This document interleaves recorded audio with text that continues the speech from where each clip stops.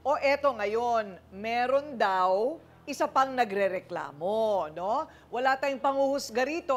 Gusto lang natin ayusin kung ano man yung gulo na yan sa pilahang yan ng tricycle, sa kalyeng yon. So, ayusin na natin lahat. Ang kakampi ni Jayden, si Naldo. Humarap ka na, Naldo. Ano? Talaglagan. Okay. So, Naldo, ano ba ito? Kasama ka rin dito sa pilahang ito. Itong pilahan na ito ng tricycle, kasama ka rin. Araw-araw ka pumipila dyan. Abo. Okay. Gaano katagal na kayo lahat dyan nakapila? Bakala po. Mga ilang taon?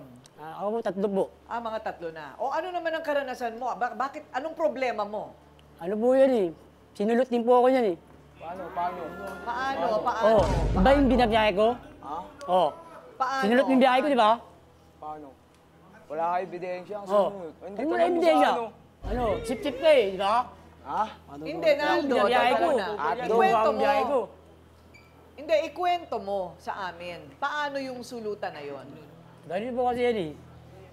Yung binabiyahe ko ng tricycle, sinulot niya po sa akin. Kiniraan niya ako dun sa inaano ako ng tricycle. Okay, suki mo rin ito. Oo. Kailan nangyari ito, itong sulutan na ito? Mga ano na po, nakailang mga buwan na lang. Nakailang buwan na rin. Inaabangan mo ba ito?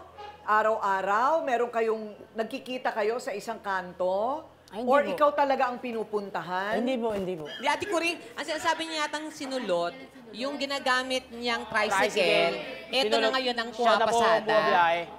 Kaya sinulot po siya niya nagagalit. yung tricycle na pinapasada ni Naldo. Hindi kasi nagbaboundary yan eh. Oh, Paano? yun nga ang nangyari, Ate Coring. Yung tricycle mismo, Yes. ang salawahan. Tama. Okay, na dapat hindi na pasahero.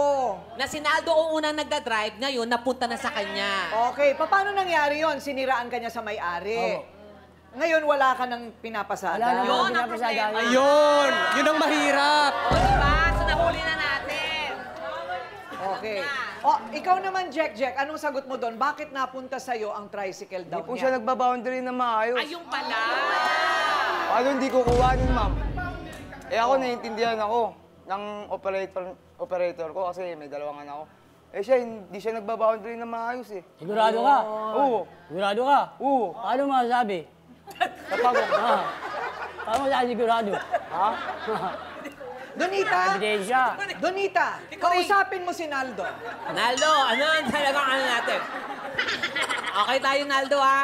Wala yung problema. Basta okay tayo, ha? Bakit hindi yung may-ari o yung operator ang awayin mo? Yun. Kasi siya yung nagbigay nung sasakyan eh.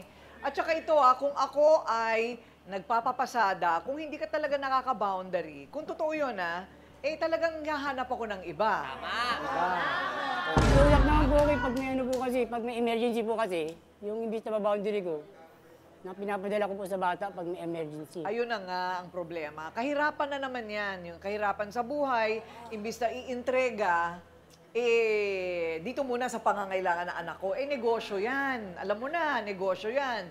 Yun talaga ang mangyayari. Kukuha siya ng ibang driver. So, bago kukunin yung opinion ni Ryle at saka ni Donita, eto, may bebuelta din sa inyo. Ayan, Naldo, Jayden. Kasi siyempre, hahanap kami ng mga kakampi, di ba? Siya raw ang nag-abono sa hindi mo binigyan ng boundary sa 8 biyahe. Ay! 150 times 8. Magkano yun? Eto na ang pinagkakautangan. Kasi binibigay daw niya sa kanyang anak. Cesar, humarap ka na. Ayan. Dito ka na, Cesar. Cesar, anong problema? Ma'am, ganito po yan. Yung pong tricycle na pinapasada niya, binawi ko sa kanya. Sinabi ko sa operator namin. Binigay ko dito kay Jack. Kasi hindi po siya marunong mag-boundary.